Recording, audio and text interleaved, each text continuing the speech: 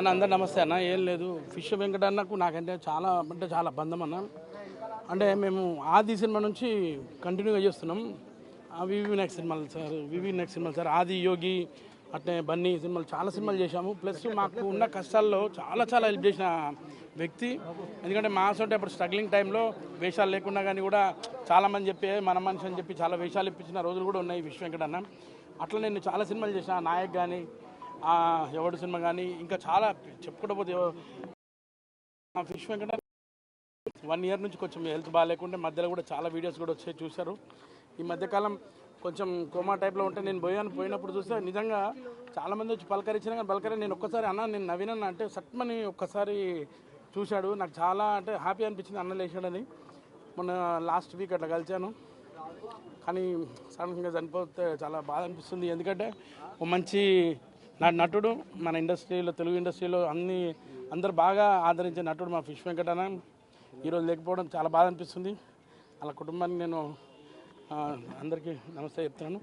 వాళ్ళు మంచిగా ఉండాలని కోరుకుంటున్నా.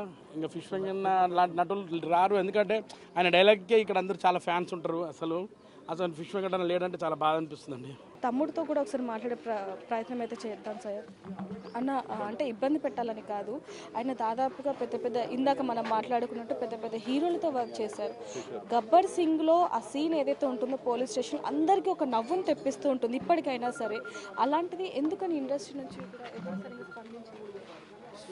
ఎవరు స్పందించలేదంటే వాళ్ళు వచ్చి వెళ్ళారు, కలిశారు, వచ్చి హాస్పిటల్కి వచ్చారు. గబ్బర్ సింగ్ టీం వచ్చారు, 2 సార్లు 3 సార్లు వచ్చారు. వాళ్ళని కూడా పరామర్శించారు, వెళ్ళారు. నేను ప్రభాస్ పిఏని మాట్లాడుతున్నా, మీకు ఆర్థికంగా సహాయం చేస్తానని చెప్పారు, అది కూడా ఫేక్ కాల్ అని తెలిసింది. అదేవిధంగా కవిత ఆఫీస్ నుంచి కూడా కాల్ చేస్తున్నామన్నారు, అది కూడా ఫేక్ కాల్. అలాగే దిల్ రాజు గారి పిఏ అని చెప్పాను. అంటే ఎందుకని ఈ విధంగా ఇవన్నీ క్రియేట్ చేసి ఒక హోప్ని కలిగించారు, తర్వాత నిరాశ అని?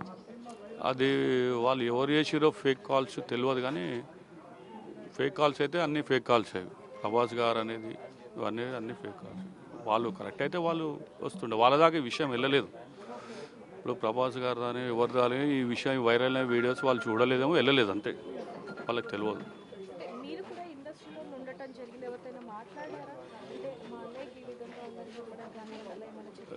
లేదు, ఏం లేదు, అదేం మాట్లాడలేదు, ఎవరితోటి ఏం మాట్లాడలేదు.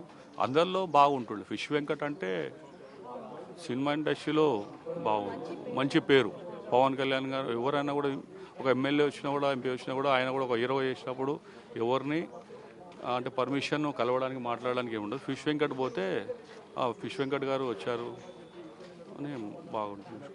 పెద్ద హీరోస్ ఆయన పవన్ కళ్యాణ్ గారు సాయం చేసిండు, కలిసాడు, వెళ్ళి సాయం చేసిండు. ఎంత వాళ్ళకి తెలిసి ఎంత చేసాడు ఎంత.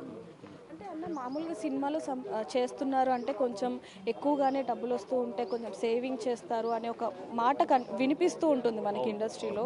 మరి ఇన్ని సినిమాలు చేశారు, పెద్ద ఆర్టిస్టులతో వర్క్ చేశారు, అంటే ఫిష్ వెంకట్ గారు అంటే ఆ గుర్తింపు వేరు అసలు. అలాంటిది ఎందుకని కొంచెం అంటే ఆయన పెద్ద సినిమాలు చేసి అంటే రెమ్యునరేషన్ ఎక్కువ తీసుకోవచ్చు అనేది మీరు అంటున్నారు, సంపాదించవచ్చు కదా అని అంటారు. అంటే ఇక ఆయన ఉన్న దాంట్లో వాళ్ళ ఫ్యామిలీని ఆయన చూసుకోవడం, దాంట్లో ఆయన పెద్దగా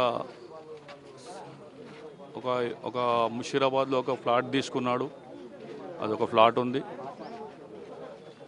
ఇక్కడ ఒక ఇల్లు కన్స్ట్రక్షన్ చేశారు 2 years బ్యాక్. 2 years కంప్లీట్, కొద్దిగా ఇంకా కావాలి, కంప్లీట్ కాలేదు. అంతలో నాకు ఆరోగ్యం బాగాలేదని తెలిసిన తర్వాత ఆయన ఇంకా ఆగిపోయినాడు.